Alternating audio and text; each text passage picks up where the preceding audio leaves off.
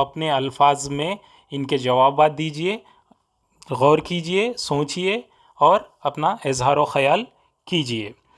تو چلیے ہم مزید آگے بڑھتے ہیں اور دیکھتے ہیں کہ شاعر کا مرکزی خیال کیا ہے، شاعر اس حمد میں اپنا کیا خیال پیش کرنا چاہتا ہے، اس حمد کے ذریعے شاعر کیا خیال اپنا پیش کرنا چاہتا ہے۔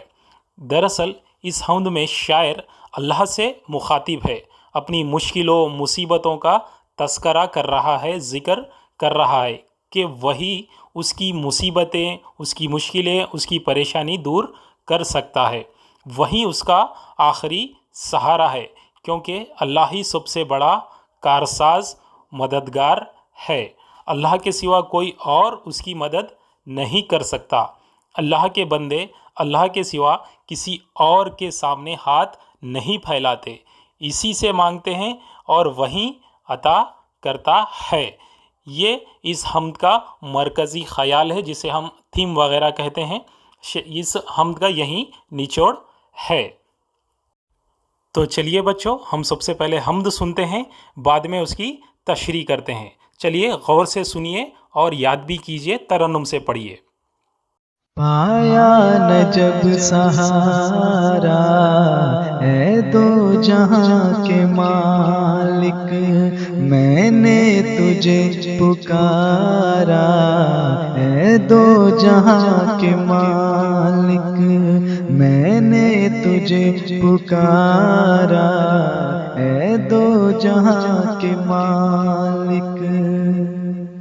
مغموم ہوں بدل دے اب تو مسرتوں سے، مغموم ہوں بدل دے اب تو مسرتوں سے، تقدیر کا ستارہ اے دو جہاں کے مالک، تقدیر کا ستارہ اے دو جہاں کے مالک، میں نے تجھے پکارا اے دو جہاں کے مالک۔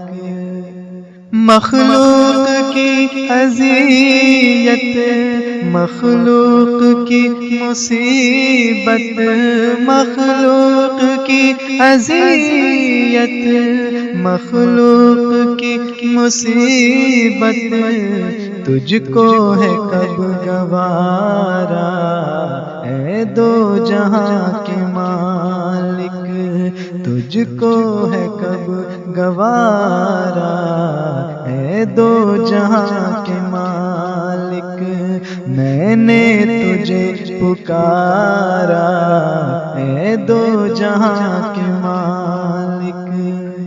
گر دور ناخدا ہے شامل تیری عطا ہے، گر دور ناخدا ہے شامل تیری عطا ہے، ہر موج ہے کنارہ اے دو جہاں کے مالک، ہر موج ہے کنارہ اے دو جہاں کے مالک، میں نے تجھے پکارا اے دو جہاں کے مالک۔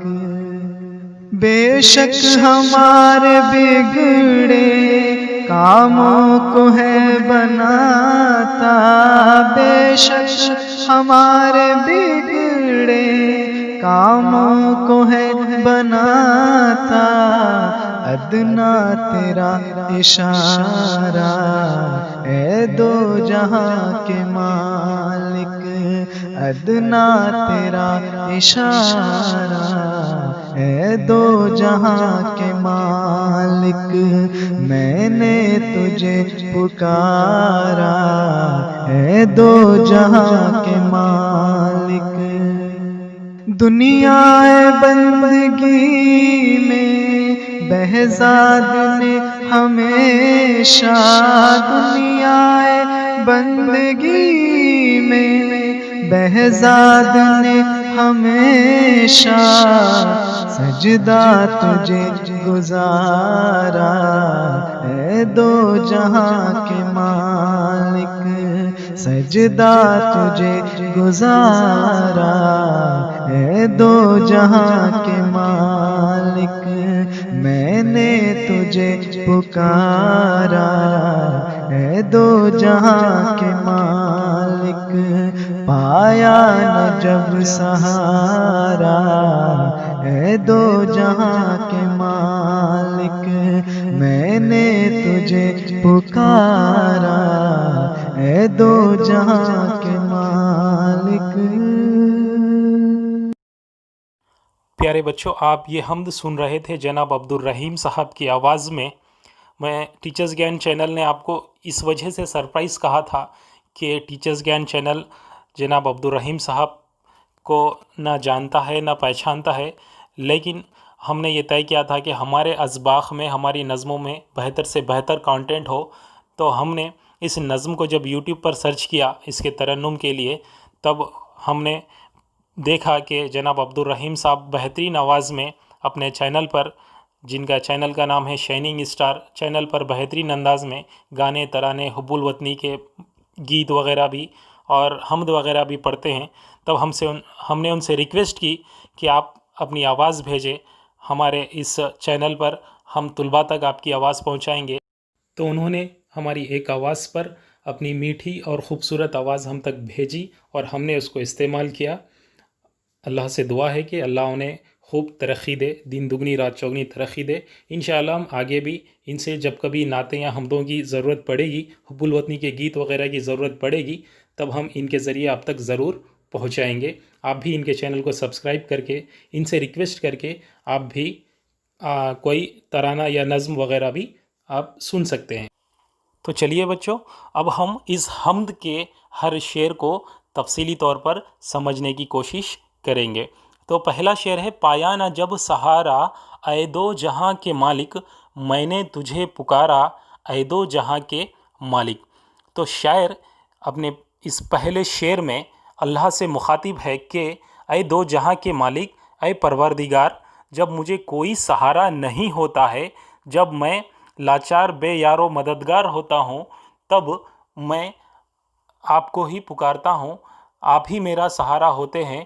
تو جب میں بے سہارا ہوتا ہوں، بے یار و مددگار ہوتا ہوں، تب میں اللہ کو پکارتا ہوں، آپ کو ہی پکارتا ہوں۔ شاعر اس شعر میں یہ کہہ رہا ہے۔ بے شک ہر انسان جب مشکلات میں گھر جاتا ہے تو وہ مدد کے لیے کسی نہ کسی کو پکارتا ہے، جبکہ دنیا میں سب سے زیادہ مددگار اگر کوئی ہے تو وہ خدا ہے۔